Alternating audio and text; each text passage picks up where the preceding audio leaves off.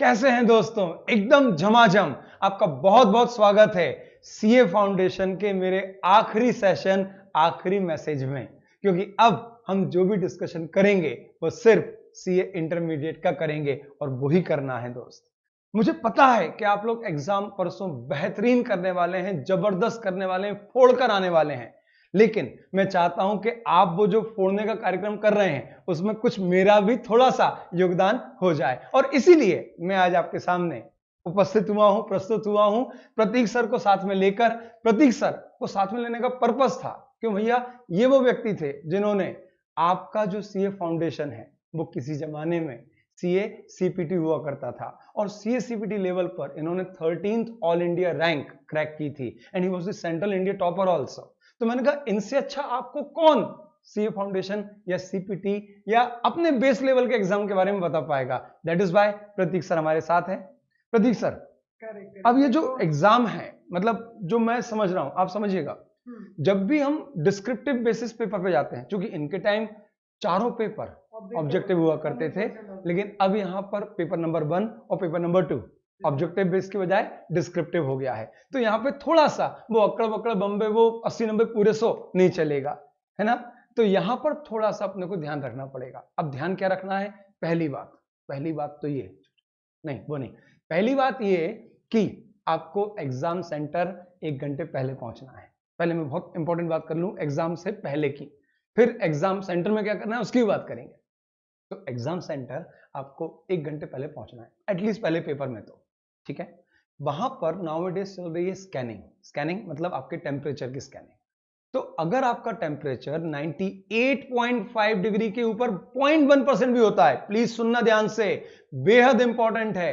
अगर आपका temperature 98.5 degree से 1.1% भी ऊपर, एक नहीं 0.1% भी ऊपर होता है, तो आपको एग्जाम नहीं देने दिया जाएगा और आपको फिर जनवरी में एग्जाम देने को मिलेगा। ये अभी रिसेंटली मेरे ही एक रिलेटिव के साथ हुआ है। हाँ, एक्चुअली मतलब मेरे क्लोज रिलेशन में अभी एक बच्चा है, उसका सीए इंटर का अभी ग्रुप 2 पेंडिंग था और वो ऑडिट का पेपर देने गया। 2 दिन पहले उसको टेम्परेचर था, तो ट्रीटमेंट चल रहा था, कोविड नहीं था, कुछ भी नहीं, लेकिन टेम्परेचर था और उसने पैरासिटामोल वगैरह भी ली, सब कुछ था। एग्जाम सेंटर के बाहर जब उसका टेम्परेचर नापा गया तो इट वाज 98.7, यानी 98.5 से 0.2 है ना ज्यादा था, और उसको एग्जाम देने नहीं मिला। उससे बात हुई मेरी, तो उसने बोला मामा, सब अब मामा जी बोलूं, ठीक है। तो ऐसा था कि उसने बताया कि एग्जाम सेंटर के बाहर उस जैसे 20 बच्चे थे। He was from Agra, he is from Agra actually, और उस सेंटर पर कोई बहुत ज्यादा बच्चे नहीं थे, और उसमें से 20 बच्चों का सिर्फ इसलिए पेपर रोक दिया गया क्योंकि उनका टेम्परेचर 98.5 से ऊपर था। इवन 98.6 वाले बच्चों को भी एंट्री नहीं मिली। वो 1 घंटे तक रोता रहा कि यार प्लीज लेने दो, मुझे कोई दिक्कत नहीं है, लेकिन नहीं मिल पाया। तो पहली चीज, एग्जाम से 1 घंटे पहले एग्जाम सेंटर पहुंचना, अपने आप को सेटल डाउन करना, भागा दौड़ी बिल्कुल मत करना, हो सके तो धूप में मत निकलना। अगर अभी आपको टेम्परेचर है तो अभी से आप पैरासीटामोल खाना शुरू कर दें। एग्जाम से पहले भी जो लाइट वेट पैरासीटामोल है, अगर आपने कॉम्बीफ्लिम खा ली तो फिर एग्जाम में क्या लिखोगे, ऐसे चलते रहोगे, है ना। तो वो नहीं करना है। तो अभी से इस चीज का ध्यान रख लें, बहुत ज्यादा जरूरी है, ठीक है। क्योंकि एग्जाम के अगर आपके 15 मिनट भी खराब हो गए तो आप साइकोलॉजिकली वहीं डाउन हो गए। वो नहीं होना है, अपने को एकदम रिलैक्स मोड में एग्जाम देना है, मस्ती के साथ एग्जाम देना है, क्योंकि फोड़ा तो ऐसे ही जाता है। टेंशन में थोड़ी फोड़ सकते हो, टेंशन में तो अपन खुद फूट फाट के आ जाते हैं। तो प्लीज समझिए इस बात को कि आपको एग्जाम से 1 घंटे पहले पहुंचना है, एक बात। दूसरी बात, अपने टेम्परेचर को मेंटेन करना है, ठीक है। टेम्परेचर को मेंटेन करना है। आपका जो गुस्सा है जो पेपर में आपको उतारना है, वो आपकी बॉडी टेम्परेचर के साथ मर्ज ना हो जाए, इस बात का विशेष ध्यान रखिएगा, ठीक है। इसके अलावा जब आप अगर हो सके तो 4 व्हीलर से ही जाइए, ताकि आपको वो धूप वगैरह के अगर आप संपर्क में आएंगे तो आपकी बॉडी का टेम्परेचर बढ़ेगा। ज्यादा खाना खाने के बाद भी आपकी बॉडी को जो खाना पचाने के लिए एफर्ट्स देने पड़ते हैं, तो उससे भी आपका बॉडी टेम्परेचर बढ़ जाता है। आपको लग रहा होगा सर क्या बकवास कर रहे हैं, लेकिन एक्चुअली इन रीजन से अगर आप पेपर नहीं दे पाए तो इससे ज्यादा दुर्भाग्यपूर्ण क्या होगा, आप समझो, बहुत सिंसियर और बहुत काम की बात है।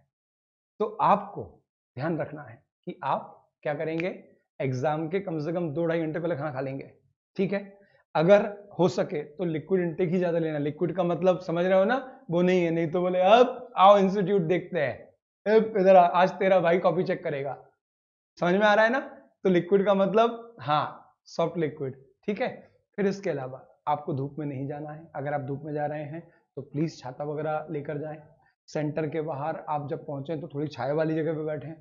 अपनी बॉडी टेम्परेचर को रिड्यूस करने का प्रयास करें, क्योंकि 98 के आसपास तो अपना बॉडी टेम्परेचर वैसे ही रहता है। जहां 0.5 डिग्री बढ़ा, 0.5 डिग्री नहीं सेंटीग्रेड बढ़ा, फ़ारेनहाइट बढ़ा, तो फिर गड़बड़ हो जाएगी दोस्त। तो इस बात का बहुत विशेष ध्यान रखिएगा, ठीक है। ये तो हो गया एग्जाम सेंटर के बाहर की बात।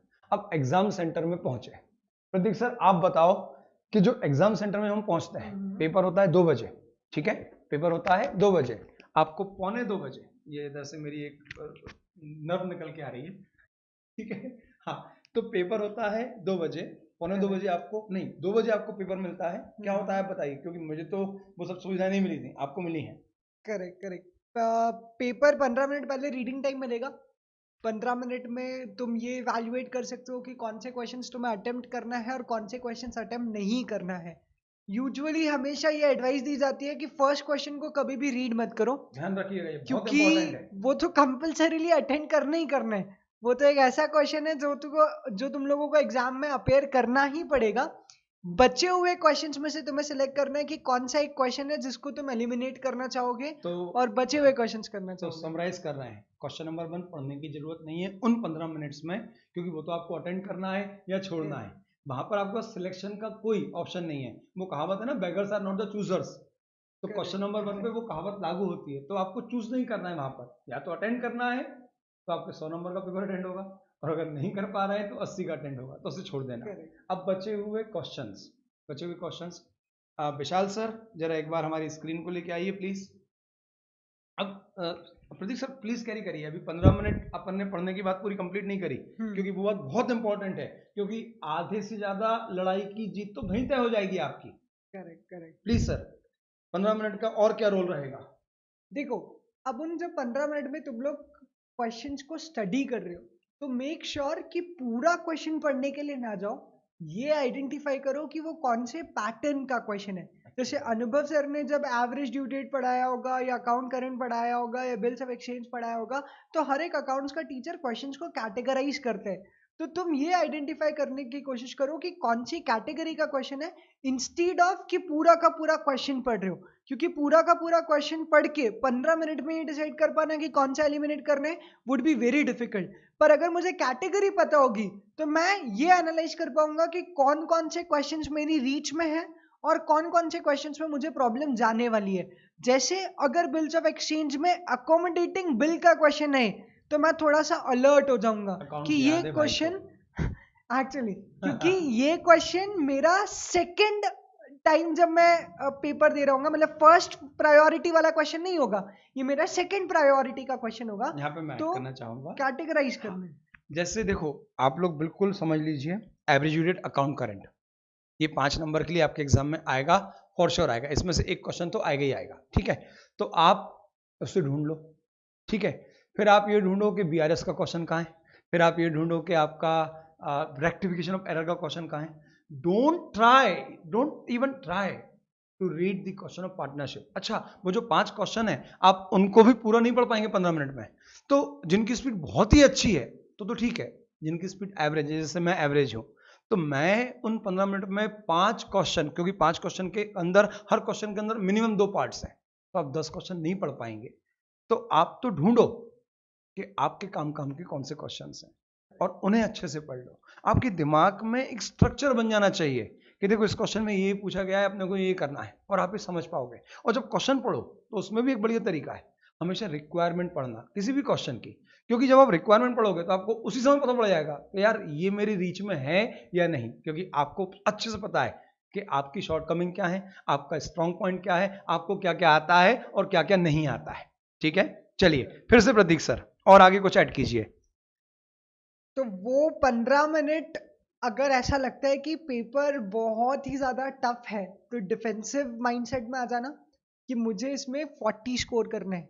ये माइंडसेट होना चाहिए। अगर पेपर ऐसा लग रहा है बहुत ही कॉम्प्लेक्स है, बिल्स ऑफ एक्सचेंज में अकोमोडेटिंग विल पूछ लिया, पार्टनरशिप सीधे सीधे आ गया 16 नंबर का, और भी डिफिकल्ट क्वेश्चंस आए हुए हैं, तो उस केस में shift to the defensive mode. मैं यहाँ पर एक चीज ऐड करना चाहूंगा। प्रतीक सर, ये जब मैं आपको पढ़ा था तब भी बोलता था, चाहे इंटर हो, चाहे वो फाइनल हो, चाहे वो कुछ हो, आपको पता है मैं 18 साल से पढ़ा रहा हूँ और 4 साल मैंने खुद ने ही पढ़ाई करी है, यानी 22 सालों का अनुभव इस अनुभव जैन को है। और इन 22 सालों में मैंने 22 इंटू 2 44 अटेम्प्ट देख लिए। विशाल सर मेरी स्क्रीन चालू करिए ना प्लीज। तो इन कितने अटेम्प्ट्स में, 44 अटेम्प्ट्स में आपको मैं बहुत दृढ़ता के साथ बोल सकता हूं, बहुत दम से बोल सकता हूं कि ये जो 120 नंबर का पेपर आता है, ऑल तो आपको क्या करना है, इसमें से 100 का अटेंड करना है। मैं आपको दावे के साथ बोल रहा हूं, दृढ़ता के साथ बोल रहा हूं, मेरी जिम्मेदारी के साथ बोल रहा हूं। आप बिल्कुल इस बात को लेकर ही एग्जाम में जाइएगा कि सरकार 50 मार्क्स का पेपर बहुत बहुत बहुत आसान ही आएगा, ध्यान रखिएगा। यानी ऐसा कोई पेपर ही नहीं देखा मैंने आज तक, मतलब बच्चे भले ही एग्जाम से आके बोलते हैं सर बहुत हार्ड आया था, बहुत हार्ड आया था, लेकिन मैंने आज तक ऐसा कोई पेपर नहीं देखा जिसमें 50 नंबर का पेपर इजी ना आया हो, बिलीव मी। तो आप क्या करें, 50 नंबर जो आपको इजी पार्ट दिख रहा है, और आपको पता है इजी का मतलब क्या है, average account current, bills of exchange, bills of exchange में एकोमोडेशन के अलावा बाकी सब इजी है। फिर इसके अलावा sales of goods on approval और return basis, bank reconciliation statement, है ना, ट्रू फॉल्स। फिर इसके बाद रेक्टिफिकेशन ऑफ एरर, कंपनी में वो जो इश्यू और फोरफीचर वो आप 12 से कर रहे हो, आपको आता है बहुत अच्छे से, एनपीओ का रिसिप्ट पेमेंट आ गया। तो ये जो पार्ट है ये बेहद बेहद बेहद आसान है, और आप बड़ी आसानी से यहां से 50 में से 49 तक ला सकते हैं। तो मेरा एक बहुत सिंपल सा आपको एक सिंपल सा सजेशन है कि ये जो 50 मार्क्स हैं, इस 50 में आपको इतने एफर्ट्स दे देने हैं कि आपको यहाँ पर 45 से कम तो आने ही नहीं चाहिए, क्योंकि जैसे ही ये हो गया, इट्स वेरी मच पॉसिबल, क्योंकि अनुभव सर के 2 स्टूडेंट्स हैं जिन्होंने, एक भरत ज्ञान चंदानी ही स्कोर 99 आउट ऑफ 100। तो या तो सर 50 में से 45 लाने की बात कर रहे हैं, भरत ज्ञान चंदानी 100 में से 99 लेकर आया, फिर अमितेश जैन 100 में से 100 लेकर आया, 100 में से 100 मार्क्स लेकर आया। बहुत हैं, बिलीव तो इट्स वेरी मच पॉसिबल। अगर किसी को ऐसा लग रहा है कि ऐसा थोड़ी होता है, इतने का अटेम्प्ट करेंगे इंस्टीट्यूट इतनी मार्किंग थोड़ी देते हैं, तो नॉट गुड विद अकाउंट्स, ऐसा अकाउंट्स में तो नहीं होता। अनुभव सर के रिजल्ट्स ये बोलते हैं। तो अब बेटा ये 45 अगर आपके आ गए तो बिलीव मी, आपका साइकोलॉजिकल जो एक ऑरा होगा एग्जाम में वो अपने आप चेंज हो जाएगा। देखो लोग बाग बोलते हैं सर कि 70 का टफ आया, मैं बोलता हूँ सर 50 का इजी आया, पहले उसकी तो खुशियां मनाओ, इंस्टीट्यूट ने आपको इतना स्टफ दे दिया कि आप इस पेपर में पास हो चुके हैं। क्योंकि कितनी भी वर्स्ट कंडीशन हो, पहली प्रायोरिटी तो पास होनी है ना। अगर आप पास हो गए, अगर आप पास हो गए तो अगला पेपर में भी आप कुछ ना कुछ डैमेज कंट्रोल कर पाएंगे। और एक बात और बता दूं, अकाउंट्स में कोई फेल नहीं होता। हाँ, जिसने कसम ही खा ली कि नहीं मुझे पास करके दिखाओ आईसीआई, तो फिर अलग बात है, अदरवाइज तो आप पास होंगे, मैं पक्का ही दावे से बोल रहा हूं, क्योंकि आपकी स्टेप मार्किंग होगी, आपकी बैलेंस शीट टैली नहीं हुई, मत होने दो, चलेगा, कोई अंतर नहीं पड़ता। मैटर ये करता है कि आप बस लिखते जाओ, रुकना नहीं, ठीक है। तो ये 45 आपको इंश्योर करने हैं। अब यहां पर जो बचे हुए 70 है, मैं इसको लिख देता हूं, 70 है, इसमें से आपको 20 छोड़ने हैं, ये तो ऑप्शन में ही है। अब ये जो बचे हुए 50 है, तो इन 50 में से आप मान के चलना कि 30 मार्क्स का जो पेपर आएगा वो आएगा एवरेज। प्रतीक सर आपकी क्या राय है, ऐसा जो मतलब मैं बोल रहा हूं ऐसे ही कुछ होता है? एब्सोल्युटली, मतलब टू बी वेरी ऑनेस्ट, ऐसा हो सकता है कि 100% पेपर इजी आ जाए, पर ऐसा कभी नहीं होगा कि 100% पेपर टफ हो। This has never happened. मतलब मैंने भी फाउंडेशन का अटेम्प्ट दिया, इंटर का अटेम्प्ट दिया, फिर फाइनल का अटेम्प्ट दिया, तो उन सब एक्सपीरियंसेस के बेसिस पे बोल रहा हूँ। इट्स नॉट लाइक कि पूरा का पूरा 100 मार्क डिफिकल्ट होगा। बिल्कुल ऐसे ही एनालाइज करना है कि कितना इजी पोर्शन आया, कितना एवरेज आया और कितना हार्ड पोर्शन है। अब इसके अलावा अपन मान लेते हैं 20 नंबर का बहुत ज्यादा क्या है, हार्ड है पेपर, ठीक है, लेकिन डेबिट क्रेडिट के बाहर तो कुछ नहीं है, अकाउंट्स ही है ना, कुछ तो आता ही होगा ना।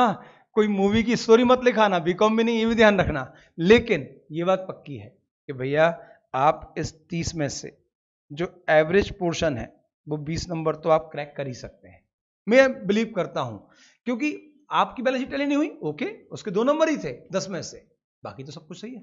अगर बाकी सब कुछ सही है तो आपके मार्क्स आएंगे। हर वर्किंग नोट, कई बार हमने भी पेपर में यही किया है कि बैलेंस शीट नहीं टैली होती थी तो एसेट साइड का टोटल करते थे और वही लायबिलिटी साइड लिख देते थे, क्योंकि पता था छोटा मोटा एरर होगा, लेकिन उस 2 नंबर के एरर को ढूंढने जाएंगे तो शायद मैं 15 मिनट का पेपर मिस कर दूं। वो नहीं करना चाहता था, इसलिए बैलेंस शीट टैली करने में बहुत दिमाग नहीं लगाया। एडजस्टमेंट एक बार देख ले कि 8 एडजस्टमेंट है तो क्या 8 के एडजस्टमेंट के ड्यूल इफेक्ट हो गए, सबका ट्रीटमेंट प्रॉपरली हो गया।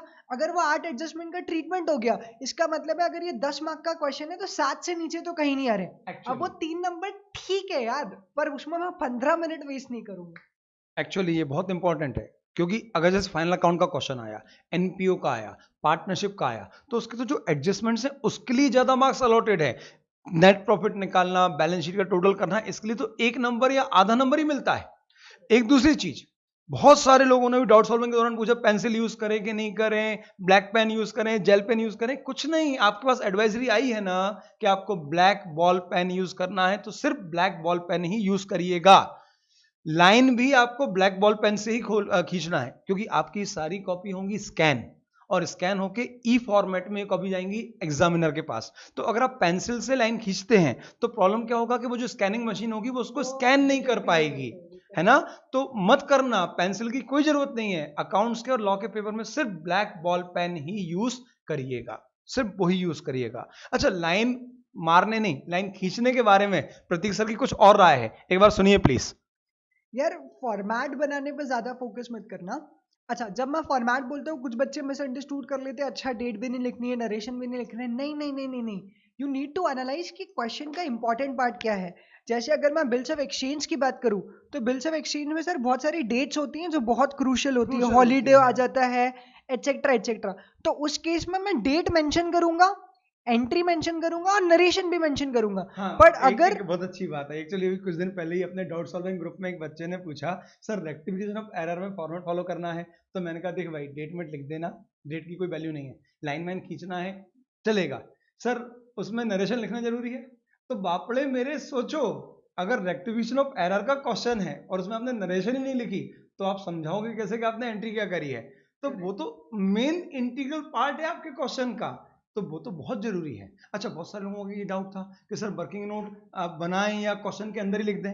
तो भैया देखो, जो एडजस्टमेंट वाले क्वेश्चन का जो पार्ट है उसमें आपको 2 नंबर, 1.5 नंबर, 1 नंबर अलोकेटेड है वर्किंग नोट के लिए। और अगर आप वो नहीं बना रहे हैं और सीधे आपके मेन बुक्स में लिख रहे हैं, तो इसका मतलब ये है कि आपके वो जो 1.5 नंबर, 2 नंबर आपको मिलने वाले थे उसमें कहीं ना कहीं कुछ कमी आने वाली है।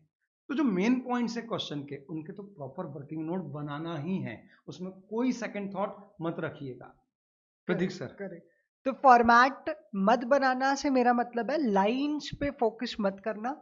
मतलब लाइन हमारी नहीं भी हमारी खींचोगे, भाषा में बोले कि स्किल फुटा लेके एकदम एकदम सुंदरता के साथ, है ना, कारीगरी के साथ बिल्कुल एकदम मेहरा मेहरा बने, वो नहीं चाहिए, है लड़कियां ना। विशेष ध्यान दें इस बात पे, क्योंकि बालिकाएं लड़कियां ध्यान रखें। जल्दी, वो उनके पास हाँ 8-10 कलर के पेन होते हैं। नहीं, वो तो अलाउड ही नहीं है अब। खैर हाँ, भैया ध्यान रखना, बहनों ध्यान रखना, है ना, कि 8-10 कलर के पेन तो चलेंगे नहीं। बोले ब्लैक में भी हमारे पास 3 ब्लैक है, light black, dark black, brown black, नहीं एक ही ब्लैक, ठीक है, वो भी बॉल पेन, ठीक है। अब इसके अलावा एक और इंपॉर्टेंट चीज है, आप जब पेपर अटेंड करने बैठेंगे, ये मैं आपको अभी से बोल रहा हूं, तो आपका जो टाइम है वो थोड़ा हो पड़ेगा कम, पड़ेगा कम पड़ेगा, मैं पक्का बोल रहा हूं। तो अगर आप उस कम टाइम को मैनेज करने की कोशिश करेंगे और ट्राई करेंगे कि मैं पूरा पेपर कवर कर लूं, तो बिलीव मी नहीं होगा। आप जब पहले 15 मिनट पेपर हॉल में बैठेंगे तब तो आपके यूं हाथ यूं कपेंगे लिटरली, है ना, ऐसे ऐसे कपना है बिल्कुल। उस समय तो आपसे लिखते भी नहीं बनेगा, उस समय कभी बड़ा क्वेश्चन मत उठा लेना, ये कसम खा लो, आप बिल्कुल कसम खा लो, मेरी नहीं, मैं नहीं बाबा, किसी की भी, जिसके लिए आप समझ गए ना, हाँ, कि अपने को पार्टनरशिप का बड़ा क्वेश्चन हाथ नहीं लगाना है, एनपीओ का बड़ा क्वेश्चन हाथ नहीं लगाना है, फाइनल अकाउंट का क्वेश्चन हाथ नहीं लगाना है। हाँ, आप कंपनी उठा सकते हैं, क्योंकि मुझे पता है कि आपको बड़ी आराम से बन जाएगा, क्योंकि उसमें 8-9 एंट्रीज ही होती हैं, लेकिन बाकी नहीं, हाथ नहीं लगाना है। आप उठाओ ट्रू फॉल्स वाला क्वेश्चन, या आप उठाओ एवरीड वाला क्वेश्चन, आप उठाओ बीआरएस वाला क्वेश्चन, क्योंकि समझो 15 मिनट तक आप अपने आप को थोड़ा सा सेटल डाउन करोगे कि यस मैं सीए फाइनल भी दूंगा, अभी सीए का एग्जाम दे रहा हूं, तो उस समय आपका दिमाग बहुत स्टेबल होना चाहिए। और शुरू के 15 मिनट यूं हाथ कपेंगे, तो इसलिए क्या, सबसे बढ़िया इजी पार्ट उठाओ, क्योंकि इजी क्वेश्चन जब कंप्लीट होगा, सही आंसर आएगा और जल्दी होगा, तो वो कॉन्फिडेंस बूस्ट अप करेगा। अगर यहाँ पे आपने उठा लिया बड़ा क्वेश्चन पार्टनरशिप जैसा, तो 40-45 मिनट का वो क्वेश्चन, पहला क्वेश्चन होगा तो 50 मिनट में ही होगा। अब विजुलाइज करो अपनी मेंटल स्टेट, 50 मिनट हो चुके हैं, आपके हाथ में 16 नंबर का एक क्वेश्चन आया है, और वो भी आप कोई गारंटी से बोल सकते हो कि सही है कि पूरे 16 मिलेंगे, समझिए ना, स्टेप मार्किंग मिलेगी। अब 50 मिनट में 16 मार्क्स, यानी अब बचे हैं सिर्फ 2 घंटे 10 मिनट, मान लो 2 घंटे बचे हैं, तो 1 घंटे में 16, तो 2 घंटे में 32, 32 और 16 48, 48 का अटेंड करेंगे तो मिलेंगे कितने।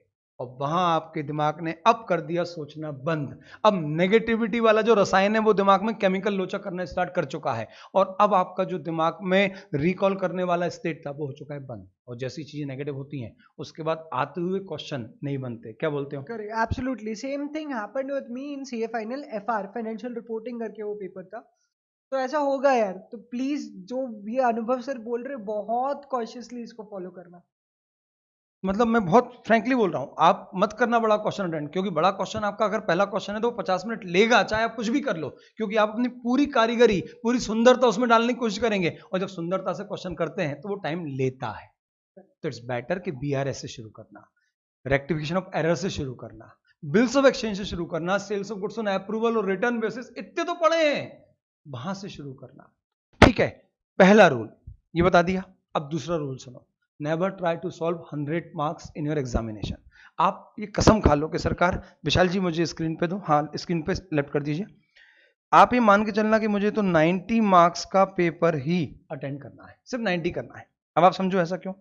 जब 3 आवर्स का पेपर है और 1 घंटे में होते हैं 60 मिनट, है ना? हाँ, मेरे गांव में तो ये होते हैं। तो मतलब ये हुआ कि 180 मिनट आपके पास है और अटेंडिंग 90 मार्क्स, यानी पर मार्क्स आपके पास 2 मिनट्स है।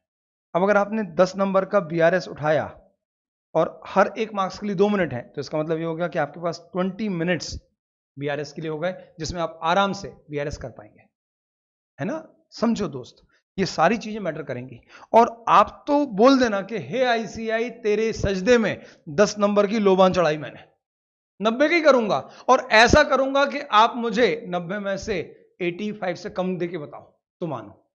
और मेरे साथ हुआ है, मैंने कभी नहीं करे पूरे पेपर अटेंड। प्रैक्टिकल में तो, प्रैक्टिकल में जो थ्योरी आती है वो करता ही नहीं था। सीए फाइनल में 16 मार्क्स तो आपको कुछ भी हो जाए थ्योरी करना पड़ेगी, मैंने कभी नहीं करी, यानी मैंने 84 से ज्यादा पेपर ही नहीं करा कभी सीए फाइनल में। फिर भी एग्जामिनेशन, अरे I got 80 marks in CA final cost accounting, 83 marks, 83 या 84 इन सीए फाइनल एफएम। तो मैं नहीं करता था कभी भी पेपर सॉल्व पूरा, और दम से बोलता था कि आपको दम हो तो मार्क्स काट के बताओ, और वो नहीं काट पाते थे। ये बात आपके ऊपर भी लागू होगी। तो आपको 90 मार्क्स का ही टारगेट लेकर चलना है। मैं तो बोल रहा हूं कि शुरू में पहले 80 लाओ ना। अरे 80 कम होते हैं क्या पहले पेपर में? 80 ले आओ, बाकी 3 में अगर आप 40-40 भी लाए तो आपके 120 प्लस 80 200 होते हैं, और आप पास हो गए। तो क्या अंतर पड़ गया? आपके 200 आएंगे तो भी आप पास ही कहलाओगे, 220 आएंगे तो भी आप पास कहलाओगे, और 290 आएंगे तो भी आप पास ही कहलाओगे। तो पहली, जैसे 2020 की एक पहली जिम्मेदारी है कि जीवित रहना है, फिर उसके बाद बिजनेस करते रहेंगे, कमाते रहेंगे, सब करते रहेंगे, लेकिन 2020 की प्रायोरिटी क्या है? जीवित रहना। सिमिलरली आपके अकाउंट्स के पहले पेपर की जिम्मेदारी यह है कि वो आपको 70-80 नंबर देके जाए, तब आप अगले 3 पेपरों में जीवित रह पाएंगे।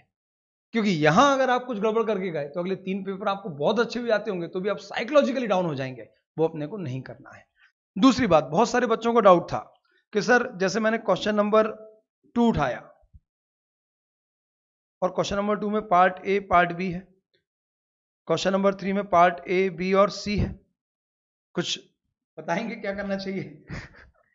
यार देखो ऐसा है कि मैंने कभी फॉलो नहीं किया, लेकिन करना है। करना मतलब ही है बेटा। ये बहुत बड़ी मिस्टेक थी जो मैं फॉलो नहीं किया। लकीली मार्क्स मिल गए, वो चेकर की नहीं, भलाई मुझे थी। तो पता नहीं है कि मार्क्स मिल गए या कट गए, क्योंकि इनको उतने अप टू द मार्क्स नहीं मिले हैं, ये भी फैक्ट है। हाँ नहीं, लेकिन सर एसएफएम में 85 आए थे और मैंने ऐसा ये फॉलो नहीं किया था। हाँ। तो उम्मीद है कि मार्क्स मिले हैं उस चीज के। लेकिन आप मत करना है हाँ ना? लेकिन तुम अपने लोग को- मत अपने को करना। रिस्क नहीं लेना है। हाँ, कोई रिस्क नहीं लेने का बाबा। ठीक तो है। हर एक क्वेश्चन के जो पार्ट्स होंगे ए बी सी डी, वो सारे पार्ट्स एक साथ करना। ऐसा कर सकते हो कि क्वेश्चन 1 पहले कर लिया, फिर 7 कर लिया, फिर वो चलेगा। 6 कर लिया, वो चलेगा। Absolutely. लेकिन क्वेश्चन 1 अगर कर रहे हो तो चारों parts A B C D एक साथ, क्वेश्चन 7 कर रहे हो तो ए बी सी डी एक साथ। ठीक है। अब इसके अलावा एक बात और सुनो, जैसे क्वेश्चन नंबर 2 मैंने इस पेज पे किया और इसमें अब करीबन 6 लाइनें 8 लाइनें बची हैं, 10 लाइनें बची हैं, तो भी जब क्वेश्चन नंबर 2 का पार्ट बी करो तो उसको नेक्स्ट नहीं, पेज नहीं, पे ही नहीं। करना,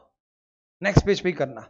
इसके अलावा अगर ये आपकी एग्जाम की शीट है तो इतनी लाइन और इतना स्पेस तो छोड़ ही देना, आपको जो लिखना है यहां लिखना। लेकिन ये बात अकाउंट करंट पे लागू नहीं होती, ठीक है। अकाउंट करंट में तो आप चाहो तो अपनी जो शीट है उसको हॉरिजॉन्टल कर लेना, तो आप प्रॉपरली लिख पाओगे, नहीं तो चीजें बहुत मैसअप होंगी, ठीक है।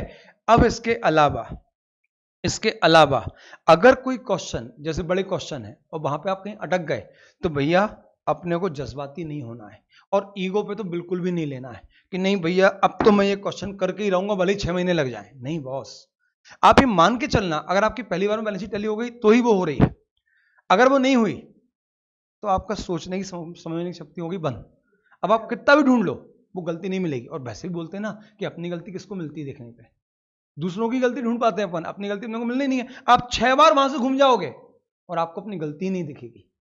तो पहला नहीं तीसरा रूल हो गया कि भैया आपको एग्जाम में ईगो पे नहीं आना है कि भैया ये तो करके जाऊंगा चाहे अटेम्प्ट लग जाए, आप उसको उतना ही छोड़ दो, आपको तब भी कम से कम 70% मार्क्स मिल चुके होंगे। और टाइम मिला तो हम पलट के आएंगे, तू यहीं रुकना, मैं मिलता हूं तुझसे, मैं मिलता हूं ना, यहीं रुकना, कहीं जाना मत, छोड़ूंगा नहीं तुझको। लेकिन कब? बाकी क्वेश्चनों का शिकार करने के बाद। अगर आप इसी के शिकार में लगे रहे तो बाकी सारे जानवर भाग जाएंगे और फिर नुकसान अपने को होगा। इस बात का विशेष ध्यान रहे। पेपर बहुत आराम से आप कर पाएंगे, विश्वास मानिए। अगर आपने मुझे ईमानदारी से सुना है, चाहे आप प्लेज के स्टूडेंट हो चाहे मेरे नॉर्मल बैच के स्टूडेंट हो, मैंने आपको इतना दिया है कि इंस्टीट्यूट का लेवल तो उसके आगे कुछ नहीं है। और वैसे भी अपन ने सारे क्वेश्चन एग्जाम के ही करे थे, आपको समझ में आता है कि एग्जाम के क्वेश्चनों में इतनी दम नहीं होती जितना लेवल का अपन पढ़ चुके हैं। तो प्लीज इस बात को ध्यान रखिएगा। आप चेंज कर दीजिए विशाल सर हमारा, है ना। तो बच्चों और दोस्तों और बहनों, प्लीज इस बात का ध्यान रखें कि अपने को इस पेपर में 80 मार्क्स लाना है। हाँ, लेकिन पहली प्रायोरिटी ये भी है कि पहले 40 निकालना है, क्योंकि अगर यहाँ पे मैं 40 निकाल लिया और पास हो गया तो मैं सारे डैमेज कंट्रोल अगले 3 पेपर में कर लूंगा। इसके अलावा अगर इस पेपर में आपका कैसा भी रहे, no discussion after the examination, मतलब पेपर 1 का क्वेश्चन पेपर देकर आए, घर पे आने के बाद आपको रेस्ट करना है, 1 घंटे सोना है, 1 घंटे कम से कम, किसी से पेपर डिस्कस नहीं करना और अपने दोस्तों से भी नहीं करना। एग्जाम सेंटर के बाहर अभी तो वैसे भी अच्छी बात है ही नहीं कि आप रुको, किसी से बातचीत करो। अभी भैया बहुत सेल्फिश रहना, कोई दोस्त बुलाए कुछ भी करे, दोस्तों के साथ पेपर देने भी नहीं जाना। जैसे होता है ना कि चल तू मेरे घर जाना, अपन दोनों चलेंगे पेपर देने, नहीं भैया नहीं करना। अभी आप अपने आप को संभालो, वो कितने लोगों से मिलके आ रहा है, आप कितने लोगों से मिल रहे हो, दोनों एक दूसरे को रिस्क पहुंचा रहे हो, तो नहीं करना। और पेपर के बाद किसी से नहीं मिलना, घर जाना है, घर जाके 2 घंटे सोना है, 2 घंटे सोने के बाद फिर उठना है, उठने के बाद रिवीजन करना है। और क्या गया कैसा गया वो सब जब चारों पेपर कंप्लीट हो जाए तब सोचना है। पेपर 1 कंप्लीट हो गया, बात खत्म। पेपर 4 जिस दिन कंप्लीट होगा शाम को 7 बजे मेरा पूरा सॉल्यूशन, पूरा सॉल्यूशन है ना, पूरा आंसर मैं आपको उसी दिन दे दूंगा। लेकिन पहले 4 दिन कुछ नहीं करना। प्रतीक सर आप बताओ, कुछ और सजेस्ट करना चाहोगे? क्योंकि ये आज के जमाने के हैं, हम थोड़े से आउटडेटेड हो गए, हम एग्जाम दिए सालों हो गए, है ना। नहीं, बिल्कुल जबरदस्त स्ट्रैटेजी थी। और बस ये रिक्वेस्ट करूंगा यार कि फॉलो जरूर करना एवरीबडी, क्योंकि ये जो साइकोलॉजी, अगर इस माइंडसेट के साथ पेपर देने जाओगे तो मुझे पूरी उम्मीद है कि बहुत जबरदस्त परफॉर्म करोगे। मैं जब फाइनल में था, फर्स्ट पेपर मैंने दिया था, इंटर का जब फर्स्ट पेपर था, फाउंडेशन का जब मैं फर्स्ट पार्ट अकाउंटेंसी और लॉ अटेम्प्ट कर रहा था, हर बार फर्स्ट पेपर में बहुत प्रॉब्लम आती है। Well begun is half done. Correct है ना। तो भाइयों, इस स्ट्रैटेजी को अगर फॉलो करोगे तो उम्मीद है पेपर बहुत अच्छा जाएगा। कैसा गया पेपर, ये अनुभव सर को पर्सनली, मुझे पर्सनली व्हाट्सएप पे टेक्स्ट जरूर करना। और जस्ट इन केस अगर ऐसा होता है कि पूरा, बिकॉज कुछ बच्चे होंगे जो जबरदस्त पेपर दे के आएंगे, 100 में से शायद उनका 100 का भी अटेम्प्ट हो जाए, तो बहुत सारे लोगों का ऐसा बिल्कुल शेयर करना, we would be more than happy. और बिल्कुल भी घबराना नहीं है। सबसे इंपॉर्टेंट ये मैं बार बार बोल रहा हूँ कि सीए फाउंडेशन के अकाउंट्स के पेपर में फेल होने के लिए मेहनत करना पड़ती है, पास होने के लिए नहीं करना पड़ती है। तो प्यारे बच्चों, यहाँ ये सेशन बस इतना ही। अब मेरी बस यही इच्छा है और यही विश है कि अब मैं अगला सेशन आपका सीए इंटरमीडिएट के ओरिएंटेशन का लूँ और वहाँ आप लोगों को बताऊँ कि इंटरमीडिएट में हम कैसे झंडे गाड़ेंगे और सीए इंटरमीडिएट को फोड़ेंगे। फाउंडेशन का ये सेशन आखिरी हो, ऐसी शुभकामनाएं आपके साथ। बढ़िया स्वस्थ रहें, मस्ती से पेपर दें, कोई टेंशन नहीं लें, आपके पेपर बहुत अच्छे जाएंगे और 10 बार एग्जाम में अपने आप से बोलते रहें, 10 बार बोलते रहें, क्योंकि ये जो हमारे एक गुरुजी हुआ करते हैं, इनके भी और मेरे भी, हम दोनों के गुरुजी हैं। एक है सुनील जैन सर, और उनका एक बहुत अच्छा सिद्धांत था। क्या बोलते थे वो? Relaxed effort is the best effort. मतलब ध्यान बिल्कुल रखिएगा। काम होकर पेपर दो, रिलैक्स्ड एफर्ट सबसे जबरदस्त एफर्ट है। ठीक है, टेंशन में हमेशा दिमाग के सोचने के दरवाजे बंद हो जाते हैं, ये ध्यान रखिएगा। All the very best for your examination. अभी भी जो भी डाउट्स आ रहे हैं आप मुझसे बिल्कुल पूछें, मैं आपके सारे डाउट सॉल्व करने के लिए बैठा हुआ हूं। बिल्कुल शांतिपूर्वक बिना पैनिक हुए एग्जाम देना है और ये पूरे एग्जाम तक रखना है। ऑल द वेरी बेस्ट, बहुत सारा प्यार, बहुत सारे आशीर्वाद। Bye bye, take care, love you.